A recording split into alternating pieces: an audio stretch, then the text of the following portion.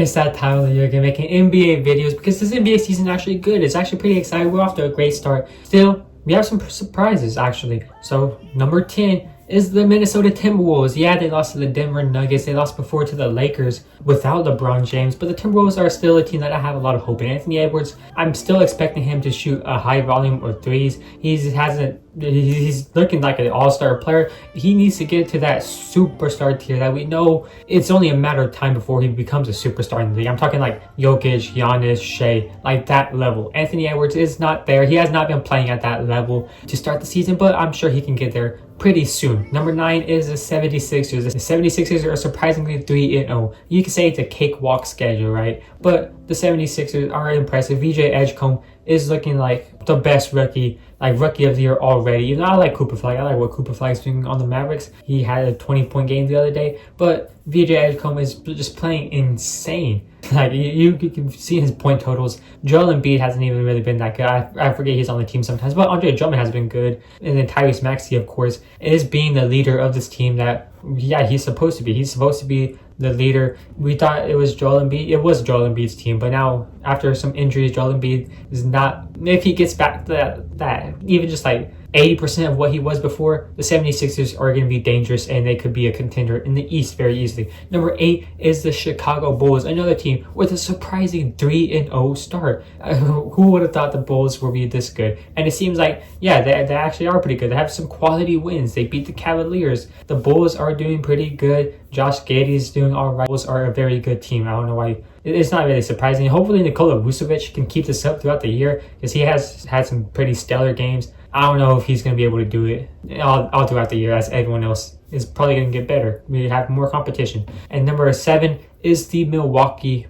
Bucks. Yeah, the Bucks are insane. Giannis is absolutely out of his mind. He dropped a 50 piece or something like that the other day. He's getting double-digit rebounds every game. His playmaking continues to be one of the best playmaking forwards, big men, whatever you want to call them, in the league. Giannis's playmaking is very underrated. He gets the team involved. The team is built around him. Miles Turner is a better sidekick, I should say, not side piece, a better sidekick than Damian Lillard was. Not only because Damian Lillard got hurt multiple times, but because Miles Turner can be that big man so Giannis doesn't have to do so. You can say Brook Lopez was a good post defender. He was a good rim protector last year, and that's true. Brook Lopez was good defensively like 2 years ago. Last year wasn't the best of his seasons. Miles Turner can help Giannis out right there. Miles Turner is someone who can be a sidekick. We saw him with the Pacers. He was doing it then. He could do it right here with the Milwaukee Bucks. I'm certain in that. Number 6 is the Cleveland Cavaliers. Cavaliers are off to a 3-1 start. Only lost being to the Knicks. They beat the Bucks, right? So that's why I have the Cavaliers above, because I am respecting head-to-head. Donovan Mitchell, it's his team. He's playing like he can just do whatever he wants.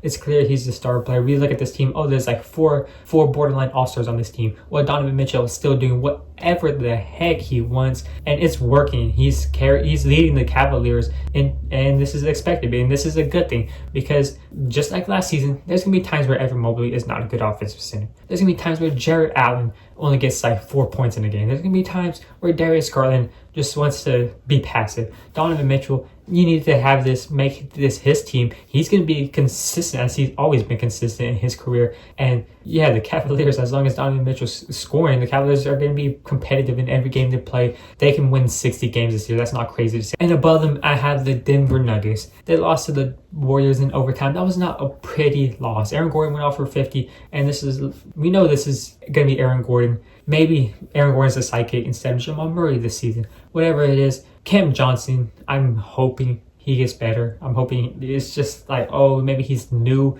and he's not really fitting into the rotation that good. But a 3-and-D player should be able to take him from his team and fit him into any system. A 3-and-D player should always be able to just play for any team, play good for any team. There should not be there's no such thing as a system 3-and-D player. They should be able to fit into any system. So Cam Johnson, I'm hoping he gets better. Jokic is going to be able to get the best out of him. Same thing for Bruce Brown. Bruce Brown is back. It worked the first time in 2023. I'm hoping it works this year again. And because if it does, the Nuggets are going to be contenders like we were saying they were in the preseason. Next up is the team that beat them, the 3-1 Golden State Warriors. The Golden State Warriors are off to a start that's better than a lot of people, including myself, thought they were, because we're looking at the Warriors in the preseason and we're thinking lottery team at best, right? There's a serious potential that this team will only win 30-something games this year because of how stacked the West is. But Jimmy Butler is doing pretty good. Stephen Curry has some nights where he went off for 40 points or whatever.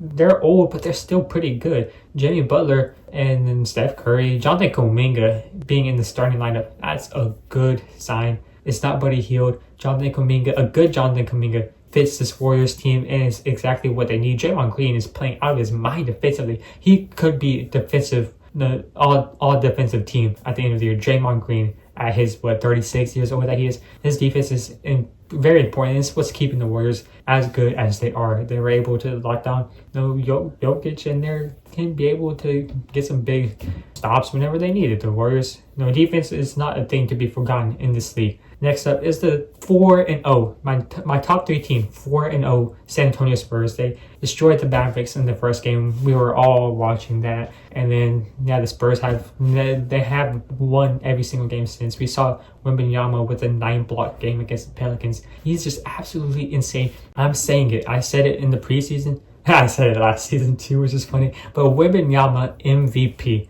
He is offensively, one dribble, he can go for the 3-point line to the paint and score. Okay, I'm not going to glaze Wembanyama this video, but I'm going to talk about Dylan Harper, the rookie. He's been scoring pretty good. He's averaging almost 10 points a game. He's actually pretty good. Stephon Castle is amazing. He's better than De'Aaron Fox. Now, no, we were looking at this time, De'Aaron Fox is injured. How are the Spurs going to look like? Stephon Castle is as good as De'Aaron Fox already. Stephon Castle is amazing the way he can just dribble. He's so smart too. He's a genuinely smart defender. He's a smart playmaker. He's careful with the ball. Stephon Castle he's just wise beyond his years. He does not look like a sophomore playing. Number 2 is the New York Knicks. 2-1 New York Knicks. They beat Cleveland Cavaliers, so which is why they're ahead of them. Because like I said, I respect head-to-head competition. New York Knicks are the second best team in the NBA. Cat has been alright. Jalen Brunson is just crazy. He's good. He's a good scorer. I like that Josh Hart is coming off the bench. That's another thing. That the Knicks, with this coaching, right?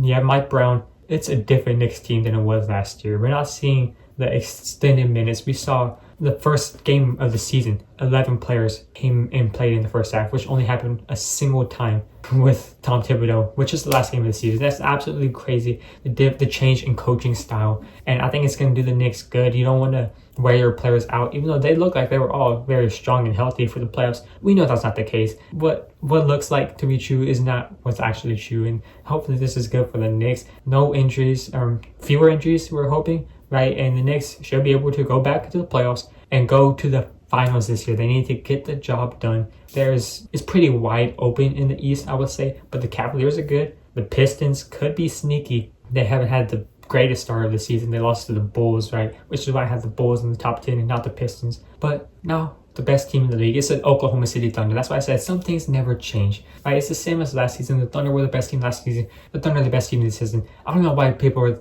acting like Giannis could be better or Jokic could be better than Shai. Shai Gilgeous-Alexander deserved the MVP. He's absolutely crazy. He's the most clutch player in the league right now. That's not crazy to say. Even if he doesn't win Clutch Player of the Year, we still know the fact. And that's if the game is winding down, it's a close game. Give the ball to Shai. The way he's able to just score back-to-back double overtime victories to start the season. Thunder won 2 games since. Shai Gilgeous-Alexander is just playing out of his mind. And that's without Jalen Williams. Without their Batman, the Thunder are still unstoppable. Chet and Isaiah Hartenstein front court is just, it's crazy. They're just a problem for every single team. Chet is making threes, right? You're going to have to guard him out there. You have Isaiah Hartenstein in the post. This double big is working. And just imagine how much better it's going to be with Jalen Williams. How much better the defense is going to be. It's unfair for the league. The Thunder are the best team. We don't need to. I'm making these ranking videos every single week. Don't overthink it, guys.